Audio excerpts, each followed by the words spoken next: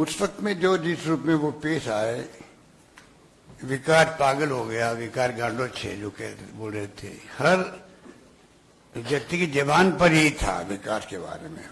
हम जाएंगे जाते थे तो लोग जोर जोर से बोलते थे, एक इश्यू बन गया था।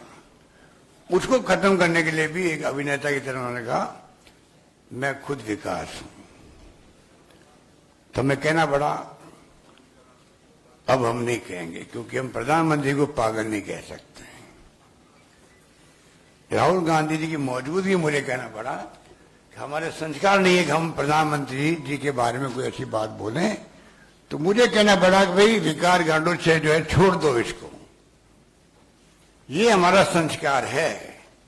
उनकी तरह ये संस्कार नहीं है कि आप जिस प्रकार धज्जियां उड़ा रहे हो देश के अंदर, संविधान की धज्जियां उड़ा रहे हो, परवाह नहीं कर रहे हो कि लोग क्या सोचते होंगे। आप लोकतंत्र की हत्या कर रहे हो, लोग जेलों में बैठे हैं, लेखक, पत्रकार, साहित्यकार, एक्टिविस्ट, कोई कहां कहां बैठे हुए हैं, कोई मालूम पड़ सकता है क्या? ये हालात देश के अंदर है। तो आप सोच सकते हैं कि उनकी अप्रोच ये है जो फासिस्टी है, वो खाली धर्म के नाम पर चुनाव जीत रहे हैं, उसी का उनको घमंड है, उसी का उनको घमंड है। और एक ही इश्यू पे चुनाव जीत रहे हैं वो, ना विचारधारा पे, ना कोई प्रोग्राम पे, ना कोई पॉलिसी पे, ना गवर्नेंस पे। ये आपका गुजरात मॉडल या मोदी मॉडल था, वो बहुत ही, मैं समझता हूं कि लोगों को गुमराह करने वाला था देश के अंदर, पूरी तरह गुमराह किया कि पता नहीं गुजरात मॉडल क्या होगा। अब 27 साल में आप देख रहे हो, और आपसे ऐसा कौन समझ सकता, आप 24 घंटे हम लोगों की तरह ही, हम लोग राजनीति में कार्य करता है, आप पत्रकार की बिरादरी भी समाज सेवा ही करती है। चौथा स्तंभ जो कहलाता है तो ऐसा ही नहीं कहलाता है। आप भी 24 घंटे ही काम देखते हैं, भाई कोई घटना दुर्घटना, क्या फैसले हुए हैं, क्या फैसले, क्या फॉल आउट हो गई, तो देखते हैं आप लोग। आप ज्यादा कौन समझ सकता है? 27 साल का इतिहास देखें, आपके पड़ोस में राजस्थान है। कल बात चल रही थी, 27 साल पहले हम लोग कहते थे, मैं मुख्यमंत्री बना था 98 के अंदर पहली बार, हम लोग कहते थे भाई देखो गुजरात कितना आगे बढ़ गया है। गुजरात से कोई आता है, अगर कार में वो सो रहा है, नींद आ गई उसको, जैसी राजस्थान आया नहीं और नींद खुल जाती उसकी, इतनी सड़कें खराब राजस्थान। ये हम कहा करते थे। आज उल्टा हो गया है। आप सूरत से बड़ौदा आ जाओ, राजस्थान से आप अहमदाबाद आ जाओ, उल्टा बात होगी।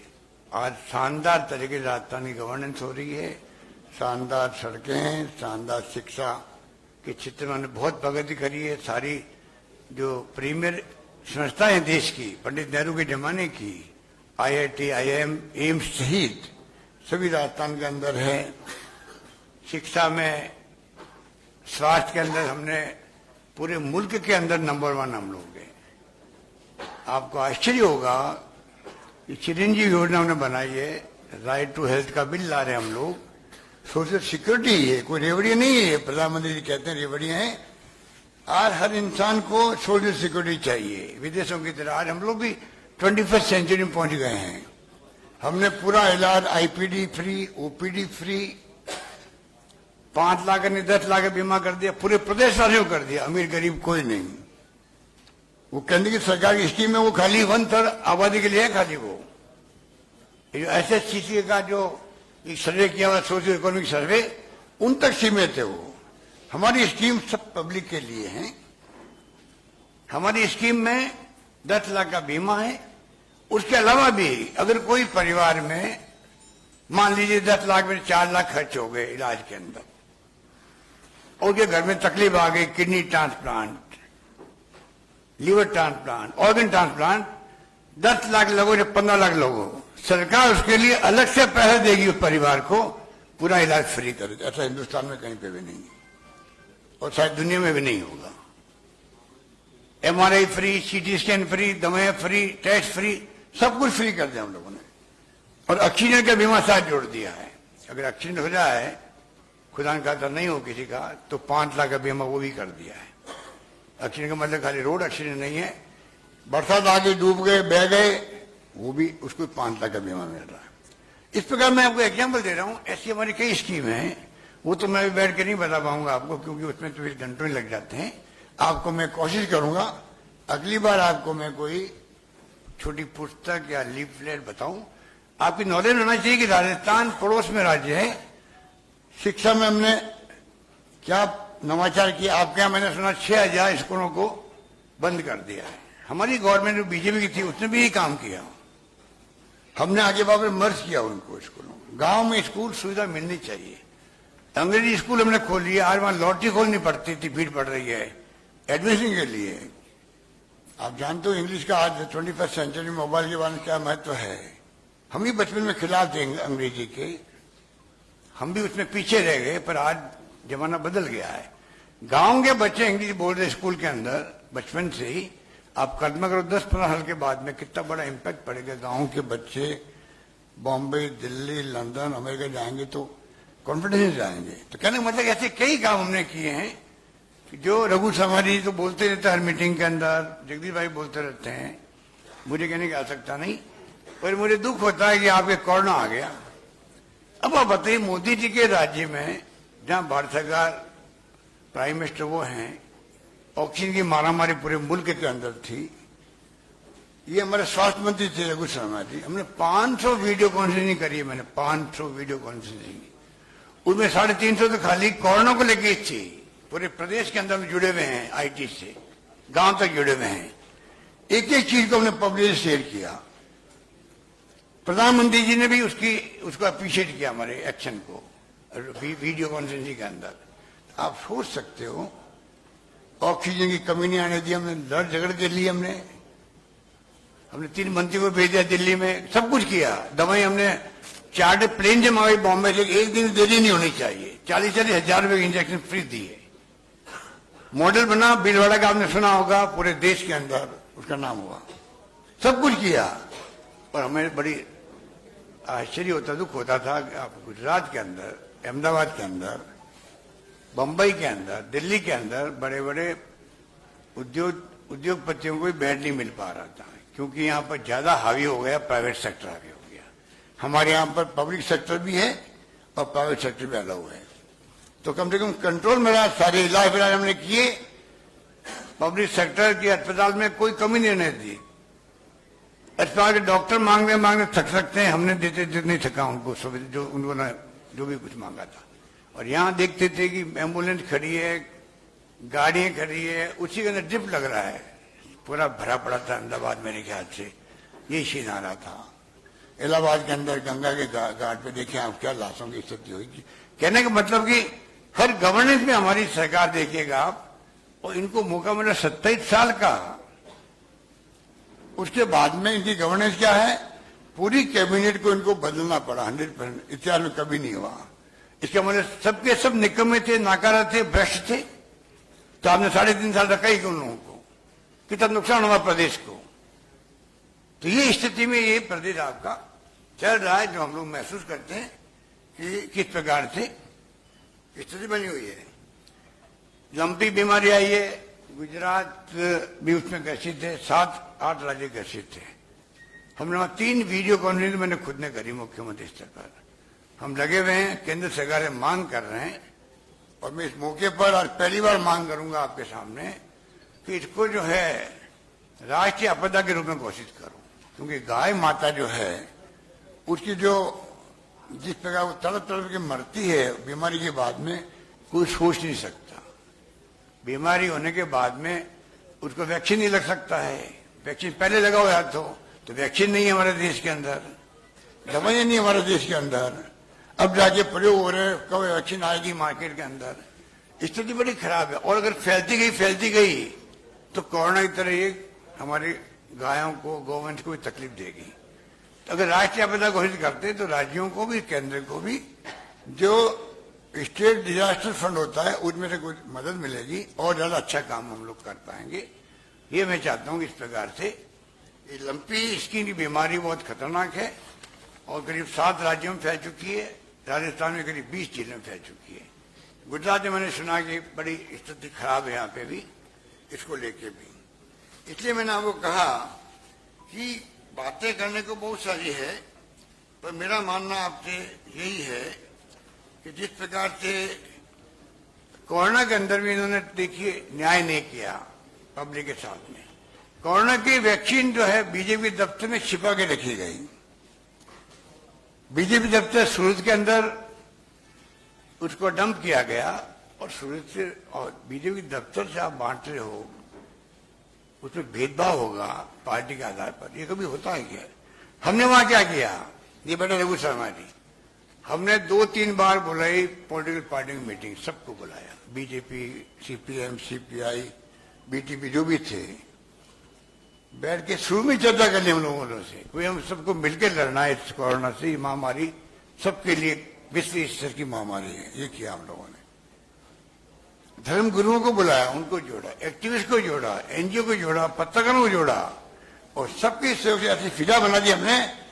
प्रदेशवासियों हमने कहा कोई भूखा नहीं सोना चाहिए लॉकडाउन के अंदर भी, और मुझे खुशी कहते कि हमारे कोई भूखा नहीं सोना चाहिए की जो थीम थी, एक तरफ सरकार ने सर्वे करवाया, कोई डेस्टिट्यूट भी है, रात को सो जाते हैं, स्टेशन पर सो जाते हैं, ऐसे लोग भी होते हैं, ठेले वाले होते हैं।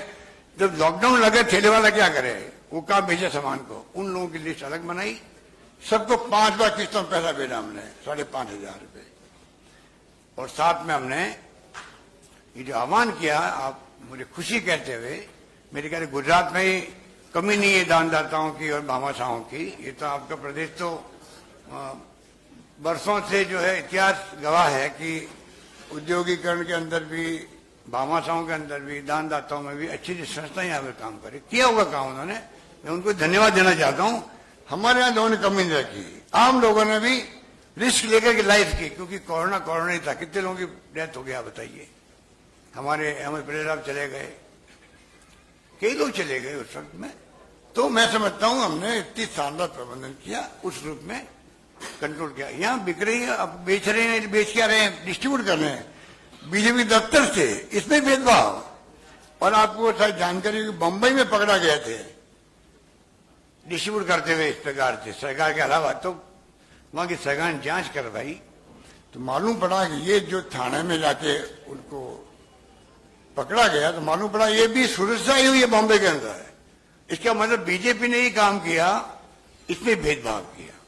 और ये मैं समझता हूं कि प्रधानमंत्री जी के, अमित शाह जी के राज्य में इस प्रकार अगर दफ्तरों में जाकर के वैक्सीन बांटी गई तो वो भी कोई अच्छी बात नहीं थी, मेरा मानना है। बाकी तो नोटबंदी, जीएसटी, मर्जिया से बदल रहे हैं, उसके बार बार स्लैब, कितनी तकलीफ हो रही है। आज सब व्यापारी दुखी है, कोई बोल नहीं पा रहा ईडी के डर से। आजकल तो राज ईडी कर रही है, ईडी का आतंक है देश के अंदर, आतंक है देश के अंदर, और सुप्रीम कोर्ट ने मौन लगा दी उसके ऊपर। बताइए आप, जो सीबीआई के पास पावर नहीं है वो ईडी के पास आ गए पावर, बिना आपके घर में घुस करके आपको अरेस्ट कर सकते हैं, नोटिस दिए हुए, बिना कारण बताए हुए, बिना कारण बताए अरेस्ट कर सकते हैं, बिना कारण बताए आपकी संपत्ति सीज कर सकते हैं, बिना कारण बताए हुए। और जो एफआईआर होती है पुलिस में, उसी ढंग के वहां पे दूसरी एफआईआर होती है, कोई नाम दूसरा लंबा उसका, उसकी कॉपी देने की आवश्यकता नहीं उनको। आज थाने में कोई एफआईआर होगी, आप कॉपी लेने का अधिकार है आपको, संविधान के अंतर्गत भी, वो कॉपी नहीं देंगे आपको, और सुप्रीम कोर्ट ने मौन लगा दी उसको। बताइए, ये हालात है, क्या हो रहा देश के अंदर, सब घबराया हुआ, पूरा मुल्क घबराया हुआ है। ये हालात में हम लोग चल रहे हैं। यहाँ पे ड्रग बहुत चल रही है, आपके यहाँ पकड़ी जा रही है। कल परसों 2000 करोड़ की या 2500 करोड़ की ड्रग पकड़ी गई, पहली पकड़ी गई थी। तो क्या हो रहा है गांधी के प्रदेश के अंदर? हमें तो गर्व होता है, गांधी अंतर्राष्ट्रीय अहिंसा दिवस पूरा दुनिया मना रही है अहिंसा दिवस को गांधी के नाम से, जो गांधी गुजरात के थे, हम सबको गर्व है। और उस महापुरुष के प्रदेश के अंदर शराबबंदी खाली कागजों में रह गई है, बिना सरकार की मिलीभगत के, अधिकारियों की मिलीभगत संभव नहीं है कि पूरी तरह शराबबंदी जहां नहीं है ना, उन प्रदेशों की तरह यहां शराब की बिक्री होती है, टेलीफोन करते शराब आराम से घर पहुंच जाएगी, होम डिलीवरी होने लग गई है। जब मैंने आरोप लगाया तो आपके मुख्यमंत्री रूपाणी जी ने मेरी आलोचना करी कि मैं बदनाम कर रहा हूं प्रदेश को। मैं बदनाम कर ही नहीं सकता गांधी के प्रदेश को, कैसे बदनाम कर सकता हूं मैं? और सही बात कहता हूं तो आपको उसको एक्शन करना चाहिए। रोकने की कोशिश करनी चाहिए। आप भी करें, हम भी करें। मेरा मतलब ये था कि जो कहां से आती है, पड़ोसी राज्यों से आती है। पड़ोसी राज्य कौन सा? राजस्थान भी आता है, उसके अंदर सब राज्य आते हैं, जहां जहां आते हैं। तो आप अगर आप पर बातचीत भी करें, पहल करें, गुजरात पहल करे, क्योंकि गुजरात तकलीफ पा रहा है शराबबंदी के बावजूद भी। पड़ोसी राज्यों सरकार से बातचीत करें, हम लोगों ने बातचीत, हम सहयोग करेंगे कि हमारे यहां से शराब कोई कीमत पे नहीं जाए आपके। तो दोनों सरकारें मिलकर ही तो कर सकती है हर जगह पर। तो कोई इंटरेस्ट नहीं इनका, पता नहीं उनके कितने। जो महंगाई, बेरोजगारी इस देश के अंदर देखिए आप, धर्म के नाम पे राजनीति से आसान चीज कोई है ही नहीं दुनिया के अंदर। हिटलर भी और जो जो हुए थे आका ऐसे जिन्होंने बर्बाद कर दिया लोकतंत्र को, वहां पे भी धर्म के नाम पे राजनीति शुरू हुई थी। जिस जिस देशों के अंदर धर्म के नाम पे राजनीति शुरू हुई, आखिर वहां पर क्या हुआ? लोकतंत्र कायम नहीं रहा वहां पर, आपको मालूम है। वो आप बताइए, यहाँ पर राजनीति धर्म के नाम पे ध्रुवीकरण हो रहा खुल के।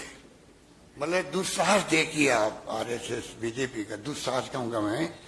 इस देश में डेमोक्रेसी 75 साल से कायम है डेमोक्रेसी। देश एक रहा, अखंड रहा। चाहे इंदिरा गांधी की जान चली गई, राजीव गांधी शहीद हो गए, पर बेंच ही नहीं शहीद हो गए, नेस्तनाबूद कर दिया आतंकवाद को, पर देश को एक व अखंड रखा। लोकतंत्र की तारीफ पूरी दुनिया में होती है कि इतने बड़े मुल्क में 135 करोड़ की आबादी है, धर्म जाति वर्ग अलग अलग है, तब भी इस मुल्क में कैसे लोकतंत्र कायम रह गया? पाकिस्तान हमारे साथ आजाद हुआ धर्म के नाम पर, मुस्लिम धर्म के नाम पर, और दो टुकड़े हो गए। तो अगर हिंदू धर्म के नाम पे हिंदू राष्ट्र बनाना चाहते हो तो पाकिस्तान गुजारा हमारे सामने, वो भी एक धर्म के नाम पे अलग हुआ था, और दो टुकड़े हो गए। यार उसके क्यों हो गए? एक धर्म के होते हुए भी हो गए। यहाँ तो अलग अलग धर्म भी, वहाँ भाषाएं अलग थी, बांग्लादेश की अलग भाषा है, वहां की अलग भाषा थी, वो भी एक कारण था। तो क्या होगा इस देश के अंदर? इतनी भाषाएं, तमिलनाडु वगैरह आपको मालूम है, आजादी के बाद से ही लगातार कई तरह की वहां पर हिंदी को लेके, इंग्लिश को लेके कई आंदोलन हुए वहां पर, आत्मदाह लोगों ने किए जमाने के अंदर। आप लोग जो सीनियर बैठे उन सबको मालूम होगा उस जमाने में क्या क्या नहीं होगा। तो ये जो बात आज आ रही है बेरोजगारी की, महंगाई की, कांग्रेस 28 तारीख को, मैं समझता हूँ संवत 28 को होगा, या शक्ति सिंह हमारे बैठे होंगे, इनको मालूम होगा कि डेट फिक्स करके जल्दी एक राष्ट्रीय स्तर पर रैली करेगी कांग्रेस। राज्यों में, जिलों में, ब्लॉक में अच्छी रैली हुई हमारी। पब्लिक तंग आ गई है बेरोजगारी से, हाहाकार मचा हुआ युवाओं के अंदर, और महंगाई की तो जान निकल गई। महिलाएं दुखी हो गई, अपने परिवार का खर्चा नहीं चला पा रही है। तो ऐसी स्थिति में देश चल रहा है। और बेरोजगारी में आप देखें तो राजस्थान में 3 लाख नौकरी हैं, 1.25 लाख नौकरी लग चुकी है, 1 लाख 1.25 लाख नौकरियां का प्रोसेस चल रहा है, और 1 लाख नौकरी में अभी और अनाउंस किया बजट के अंदर। और यहाँ मैंने सुना बेचारे जो 25-25 साल से, 20-20 साल से, 15 साल से कर्मचारी बैठे हैं, वो भी टेम्परेरी है, कोई कॉन्ट्रैक्ट का कोई आपने कोई सिस्टम बना रखा है, उसके आधार पर आप उनको मतलब चला रहे हो। मेरे ख्याल से वो क्या सिस्टम है, अलग ही सिस्टम है, तो वो सिस्टम अलग ही है, कोई बात नहीं, क्या सिस्टम होगा। तो ये सिस्टम से वो चल रहा है। तो ये मैं कह रहा था आपको कि वो लोग जो है फिक्स वेतन कॉन्ट्रैक्ट प्रणाली, आपके यहाँ है फिक्स वेतन कॉन्ट्रैक्ट प्रणाली, आउटसोर्सिंग करके करते। क्या जुल्म हो रहा है, क्या पता नहीं। आपके यहाँ के जो कर्मचारी बेचारे ऐसी परिवार से आते होंगे, क्योंकि ये सक्षम राज्य आपका है फाइनेंशियली भी, तो मैं समझता हूँ यहाँ ज्यादा वो लोग आते होंगे जो बहुत ही ज्यादा तकलीफ में होंगे, वो आवाज नहीं उठा पा रहे होंगे उनके। ऐसा कभी होता नहीं है, स्ट्राइक हो जाती है, आंदोलन करते हैं लोग बाग, कर नहीं पा रहे होंगे। ओल्ड एज पेंशन आपने सुना होगा, मैंने लागू की है, ओल्ड एज पेंशन लागू करी राजस्थान के अंदर। आप बताइए, नई पेंशन शेयर मार्केट के आधार पर तय होती है, नई पेंशन। कल्पना कीजिए आप, यूक्रेन का युद्ध भी आ गया, उस पर कौन सा युद्ध आ जाए, जब वो बेचारा 35 साल बाद रिटायर होगा ओल्ड एज के अंदर, तब पेंशन मिलेगी। शेयर मार्केट का उसमें रेट क्या है, उनकी पेंशन उससे लिंक कर दी उन्होंने नई पेंशन को। ये मानवीय दृष्टिकोण के खिलाफ थी, हमने ओल्ड एज पेंशन लागू वापस करी राजस्थान के अंदर। पूरे देश में कर्मचारी वेलकम हो रहा उसका, खाली छत्तीसगढ़ ने किया मेरे बाद में, और करने की हिम्मत नहीं कर पा रहे, क्योंकि केंद्र सरकार खुद नहीं कर रही है। तो मैं मांग करूंगा प्रधानमंत्री जी से गुजरात की धरती पर कि आप 27 साल से राज कर रहे हो, यहाँ पर लोग दुखी हो गए आपके राज से, पब्लिक दुखी है, तो आप मैनेजमेंट करके साम दाम दंड भेद दो कि आप देख ही रहे हो क्या हो रहा देश के अंदर। क्या सरकारें गोवा के अंदर, मणिपुर में बड़े गर्व के साथ में सीना फुलाए चल रहे दिल्ली के अंदर कि आपके मणिपुर, गोवा, कर्नाटका, फिर मध्य प्रदेश और अभी महाराष्ट्र, राजस्थान को हमने बचा लिया, वरना मैं आपके सामने अभी नहीं बैठा होता मुख्यमंत्री रूप में। मुख्यमंत्री कोई दूसरा ही होता है यहाँ पर। आप सबके आशीर्वाद से, शुभकामनाओं से मैं बच गया हूँ, वरना मैं यहाँ नहीं रहता मुख्यमंत्री के रूप में, और ना मैं बात कर सकता था। तो ये जो है, ये दुआएं थी प्रदेशवासियों की, हमारे एमएलए ने। देखो आप मेरे साथ में बैठे हुए थे एमएलए, 34 दिन तक बैठे रहे। बाहर जाओ होटल के बाहर, पहली किस्त 10 करोड़ की थी, वहां 10 करोड़ की पहली किस्त थी, उसको छोड़ के बैठे रहे। इतिहास में कहीं नहीं सुना होगा आपको। बीएसपी के साथ जुड़े मुझसे, 1 रुपया उन्होंने नहीं दिया उनका, आज तक 1 रुपया नहीं दिया। ऐसा कभी होता है राज्यों में? इंडिपेंडेंट साथ दिया हमारा एमएलए ने, कोई हमने 1 रुपया उनको नहीं दिया बेचारों को, फिर भी 4.5 साल से साथ दे रहे हम लोग का। ये गुडविल होती है सरकार की, उसके आधार पर राजस्थान सरकार चलती है।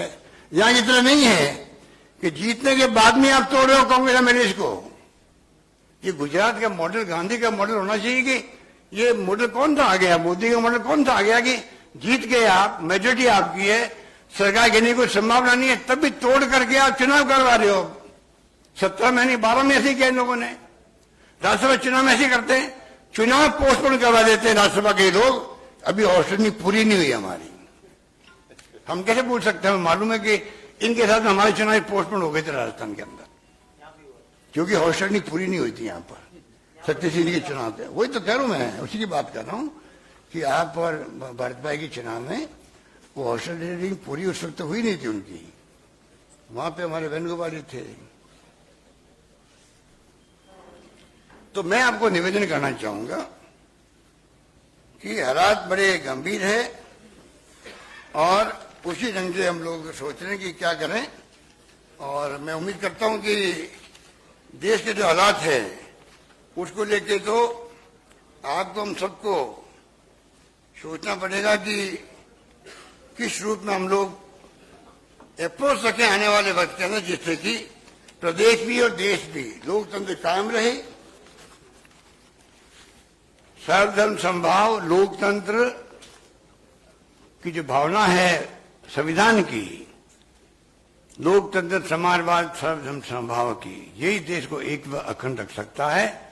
वरना आने वाली पीढ़ी हमें माफ नहीं करेगी अगर हमने अपनी भूमिका नहीं निभाई, जो हम नहीं निभा पा रहे मीडिया वाले भी, क्योंकि आपकी मजबूरियां हैं।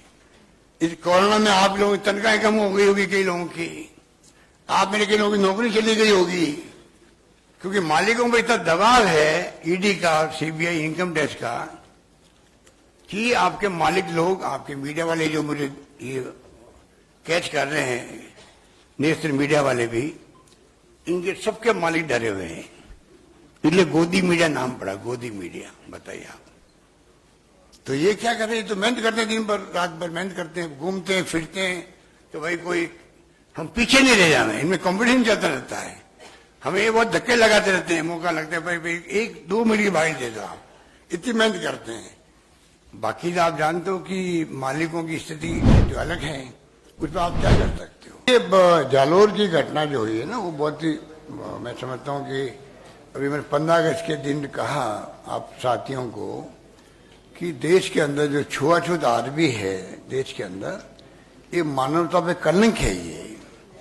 और मैंने ये भी कहा आरएसएस बीजेपी को चाहिए, ये हिंदुत्व की जो बात कर रहे हैं, हिंदुत्व बात तो वही कर रहे हैं, एक तरफा ध्रुवीकरण कर रहे हैं, तो उनको पहला काम ये करना चाहिए देश के अंदर। पहले कम से कम शेड्यूल कास्ट के जो हमारे साथी है दलित, वो भी हिंदू ही है, ओबीसी वाले हिंदू ही है, तो पहला काम तो ये करना चाहिए आरएसएस बीजेपी को, इनके आपस भेदभाव मिटाएं, छुआछूत को मिटाएं, और भी भेदभाव होते थे इस तरह के, वो सब मिटने चाहिए।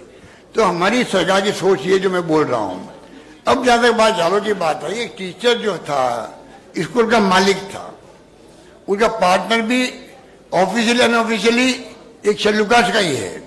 उस स्कूल में 4-5 टीचर सल्लूकास के हैं, 20-30-40 बच्चे सल्लूकास में पढ़ते हैं। वो जो घटना हुई है उसको क्योंकि जांच चल रही है, मैं कमेंट नहीं करना चाहूंगा, क्योंकि वहां के दोनों एमएलए जो हैं, एक कांग्रेस का एक्स एमएलए और प्रेजेंट एमएलए बीजेपी का है, वो भी अभी क्वेश्चन मार्क लगा रहा है कि भाई ये पानी पीने वाले जो पूरे नेशनल डिबेट बन गई है कि आपकी मटकी में पानी नहीं पीने दिया, वहां का बीजेपी एमएलए ही उसको अभी क्वेश्चन मार्क कर रहा है। तो आप समझ सकते हैं, एक बार कोई इश्यू बन जाता है, आज का आईटी का जमाना वायरल हो जाता है, वो फिर इश्यू नेशनल मीडिया हो चाहे लोकल मीडिया हो चलता रहता है।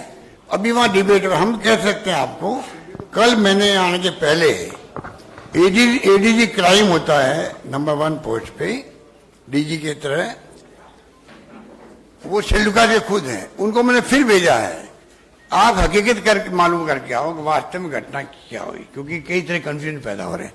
पर हमने उनको जो कोई घटना तो हुई थी, आपके गुजरात में ऊना का केस हुआ था, आज तक कुछ नहीं हुआ है उसका, तो कई घटनाएं यहाँ भी होती है, मध्य आपके यूपी में होती है, कहाँ नहीं हो रही है। पर हमने, हमारी गवर्नमेंट वो है, हर एक्शन, हर घटना पे तत्काल एक्शन करती है।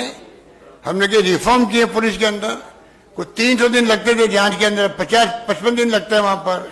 एफआई आपको जान के खुशी होगी, हिंदुस्तान में एकमात्र राजस्थान राज्य जहां पर एफआईआर हमने कंपल्सरी कर दी थाने के अंदर। पहले लोग भगा देते थे गरीब लोगों को, बेइज्जती करते थे बोलने के अंदर, अब आपको एफआईआर कंपल्सरी कर दिए, रजिस्टर्ड होगी, वरना एसपी के ऑफिस में होगी। आज वहां पर पहले 15-16 केस आए थे एसपी के ऑफिस में, अब कोई नहीं आता है। और इस प्रकार से हम लोगों ने प्रोएक्टिव के काम कर रहे हैं, हम लोग अरेस्ट कर देते हैं मुजरिम को, यही होता है। एक केस ऑफिसर डायरी का हमारा सिस्टम है, जहां फास्ट ट्रैक में मुकदमा दर्ज करने का, लीगल ऑफिसर साथ लगाने, लेकिन लीगली कोई कमी नहीं रहे कोर्ट के अंदर, ये तमाम एक्शन उठाते हैं। गरीब को मुआवजा कितने दे दो भले ही, वो मुआवजा पूर्ति नहीं कर सकते उनकी मृत्यु की, हम जानते हैं इस बात को, पर फिर भी हमने कोई कमी नहीं रखी है।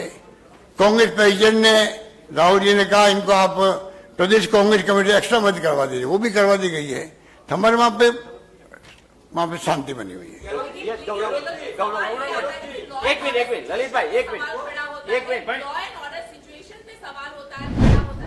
मैंने शुरू में ही कहा कि मुझे इस बात का तो हमेशा दुख रहता है कि गांधी के प्रदेश के अंदर ऐसी स्थिति बनी है, जीते हुए लोगों को भी इस्तीफे दिलवाते हैं। हॉर्स ट्रेडिंग की जो मॉडल बनाया, मॉडल, ये हॉर्स ट्रेडिंग के मॉडल है इनका, बीजेपी का, ये मॉडल हिंदुस्तान में आजादी के बाद कभी नहीं आया है कि मॉडल के रूप में ये पहले ले आते हैं वहां पर गुड़गांव में, मानेसर में 200 लोगों की टीम उनकी फिक्स है, उन्हें ट्रेनिंग दी हुई बाकायदा, उनमें बाउंसर भी होते हैं, ठीक है, उनमें उनके कार्यकर्ता भी होते हैं, एक टीम बनाई हुई है। मिस्टर जैन कोई एमएलए है, मध्य प्रदेश लोगों पहले वहां ले गए, तो हमारे दिग्विजय सिंह जी ने और जीतू पटवारी हमारे जो पहले प्रभारी थे गुजरात में, ये जाके उनको समझा के वापस लेके आ गए। फिर उनको ले जाया गया वहां पर, बेंगलोर ले जाया गया, और सुनते 30 करोड़ 35 करोड़ रुपए दिए गए। अब कल्पना कीजिए कहां डेमोक्रेसी कहां जा रही है, क्योंकि इलेक्ट्रल बॉन्ड जो किया है इन्होंने, खेला किया है इलेक्ट्रल बॉन्ड का। आप बताइए, देश को बर्बाद करके छोड़ेंगे लोग। सुप्रीम कोर्ट सुनवाई नहीं करा अभी तक।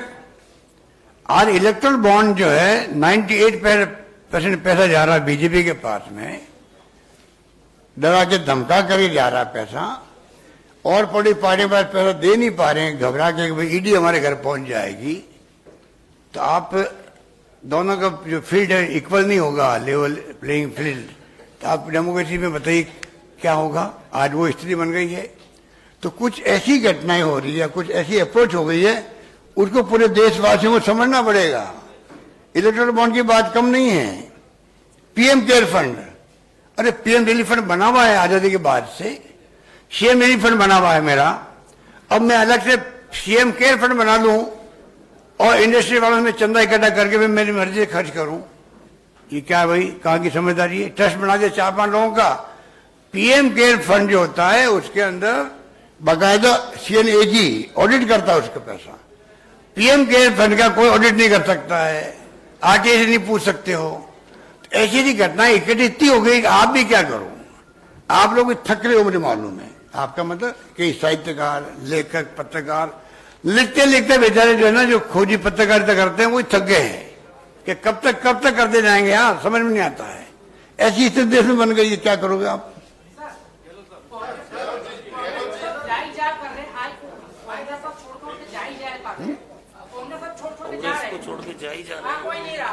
ज्यादा चिंता उसकी मत करो। बात सुनो भाई, इसमें देखो बात सुनो। अरे सुनो, इंदिरा जी के वक्त में भी जब इंदिरा जी चुनाव हार गई थी ना, तो लोगों ने कहा गया और हार कभी वापस नहीं आता है, ठीक है ना? तो उसके बावजूद भी जो मजबूत रहे, सुनिए आप, जो मजबूत रहे उस वक्त में पार्टी के अंदर, हम जैसे लोग, NSU में थे, हम लोग थे, जिला अध्यक्ष बन गए कांग्रेस के, जो मजबूत रही लीडरशिप देश के अंदर, जो अच्छे दिन आए ना, तो आज जो 40 साल लोग देश में केंद्रीय मंत्री बने हैं, मुख्यमंत्री बने हैं, प्रदेश कांग्रेस अध्यक्ष बने हैं या AIC के महामंत्री या बने, पदों पे आए हैं, और भी पदों पे आए हैं, वो तमाम वो लोग आए जो मुसीबत में इंदिरा गांधी के साथ खड़े थे। आज ये प्रॉपर टाइम है कांग्रेस के लिए, ये ब्लेसिंग इन डिस्गाइज है। जो नई पीढ़ी है, नए लोग हैं, पुराने लोग जो समझदार है, कमिटमेंट वाले लोग हैं, निस्वार्थ नहीं रखते हैं, उनका ही आने वाले वक्त के अंदर इस देश के बचाने में काम आएंगे वो लोग। मैं इसको इस रूप में मानता हूं आप लोगों के सामने, क्योंकि पत्रकारों में अपना परिवार ही मानता हूं हमेशा सब जगह, कि आज देश को कांग्रेस की जरूरत है देश बचाने के लिए। अगर कांग्रेस की जो विचारधारा है वो देश की विचारधारा, देश का DNA और कांग्रेस का DNA एक सा है, और वो वही है जो संविधान की मूल भावना है, किसी पार्टी के अंदर ये नहीं है। कांग्रेस मजबूत होना आवश्यक है देश के लिए।